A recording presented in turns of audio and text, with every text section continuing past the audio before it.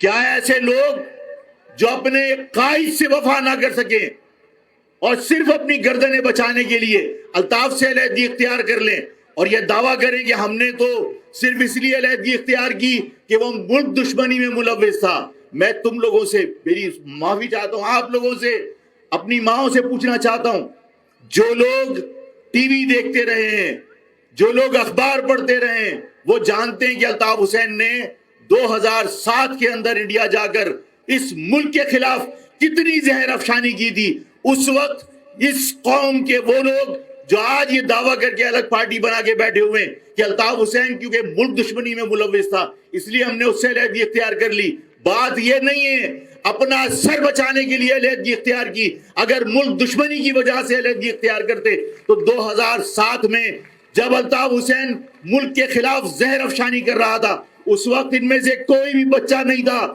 اس وقت ان میں سے کوئی بھی پانی کو مم اور کھانے کو ہپا نہیں کہتا تھا، یہ فیڈر سے دودھ نہیں پیتے تھے، یہ ٹی وی کے اوپر بیٹھ کے الطاف حسین کی وکالت کیا کرتے تھے۔ لیکن آج ٹھاکر کے اٹھانے پر، رینجرز کے آپریشن کے بعد انہوں نے اپنی وفاداریاں تبدیل کر لی۔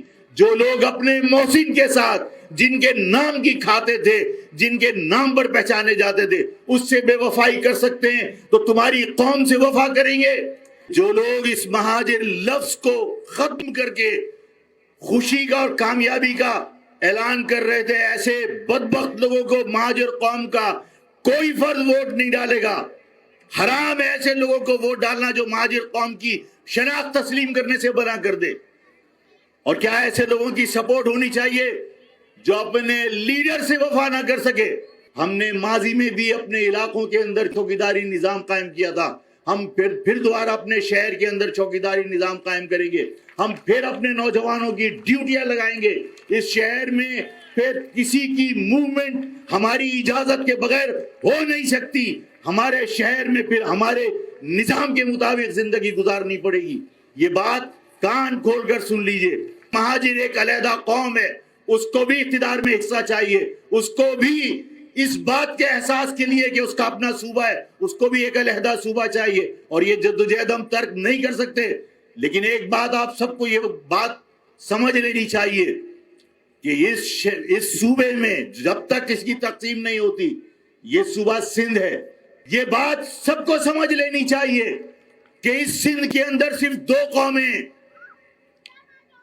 جو اس سندھ سے باہر نہیں جائیں گی، نہ سندھی مہاجر کو لڑ کر اس ملک سے، اس صوبے سے باہر نکال سکتا ہے، ہمارے پاس کوئی آپشن نہیں ہے، اور نہ ہم سندھی کو یہاں سے باہر نکال سکتے ہیں، اس لیے کہ سندھی اور مہاجر 2 مستقل قومیتیں ہیں جو اس صوبے کے اندر آباد ہیں۔ کیا وفاق نے ہمارے زخموں پر مرہم رکھنے کی کوشش کی؟ اگر ہمیں سندھ کے اندر ملازمتوں سے محروم رکھا گیا تو کیا وفاقی ادارے اس کراچی میں کام نہیں کرتے؟ کیا کے پی ٹی اس کراچی کے اندر کام نہیں کرتا؟ کیا کسٹم کا ادارہ اس کراچی میں کام نہیں کرتا؟ کیا کسٹم کے علاوہ پی آئی اے اس کراچی میں موجود نہیں ہے؟ وفاق کے اندر اس قوم کے بچوں کو نوکری دے دیتے اگر آپ کو دکھ تھا کہ سندھ کے لوگ ان مہاجر عوام کے ساتھ زیادتی کر رہے ہیں۔ لیکن ایسا نہیں ہے، آپ کسی کے لیے کام کر رہے ہو، آپ کسی کے لیے نفرت کے بیج بو کر یہاں پر مستقل آباد قوموں کو لڑانا چاہتے ہو، جس کا میں مخالف ہوں۔ خرگوش کو پکڑنے کے لیے شکاری کتا لے کر کوئی شکاری کھڑا ہوا تھا، خرگوش کو دیکھا اور خرگوش کو دیکھتے ہی گلے سے پٹا نکال دیا اور وہ خرگوش کے پیچھے کتے نے دوڑنا شروع کر دیا۔ خرگوش بھاگتا رہا، کتا اس کے پیچھے بھاگتا رہا، آخر تھک ہار کے سانس پھول کے دونوں بیٹھ گئے۔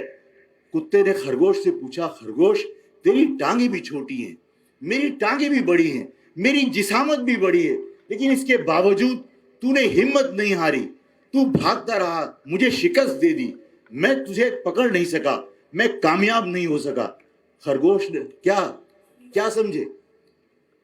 بات مکمل نہیں ہوئی، ابھی تو آپ کو سمجھ میں ہی نہیں آئی۔ بات یہ ہے کہ خرگوش نے کہا کہ میں اپنی بقا کی جنگ لڑ رہا تھا، تو کسی کا اعلی کار ہے، تجھے کسی نے گلے کا پٹا کھول کر چھوڑا ہے میرے پیچھے، تو اپنے لیے نہیں بھاگ رہا تھا، اس کے لیے بھاگ رہا تھا۔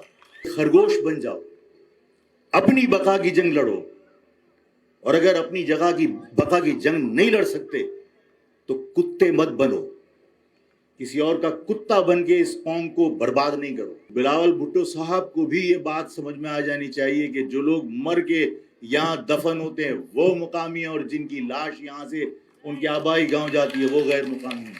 तो यहाँ पर कौन लोग मुलाजमतों में होने चाहिए, यहाँ पर इंतजामिया में कौन होना चाहिए? जब तक मुकामी लोग यहाँ इंतजामिया में नहीं होंगे यहाँ अमन कायम नहीं हो सकता। और आज के बाद इस तहरीक में, इस महार जद्दोजहद में सिर्फ इस कौम के बेटे, इस कौम के बुजुर्ग शामिल नहीं होंगे, बल्कि इस तहरीक में आज के बाद इस कौम की माएं, इस कौम की बहनें और बेटियां भी शामिल होंगी।